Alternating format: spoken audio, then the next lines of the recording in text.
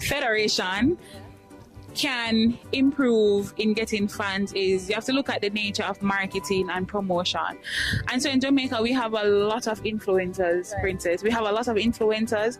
And I believe if we can get those influencers on our team to do small, and it doesn't have to be expensive. Start with small promotions, you know, doing something every week, letting them know that, hey, we're still here, so that leading up to the big game, we can have a good amount of support. All right, so to answer the question, how can we get fans back into the stadium? I think Jamaica has a strong heritage in terms of football and football support over the years.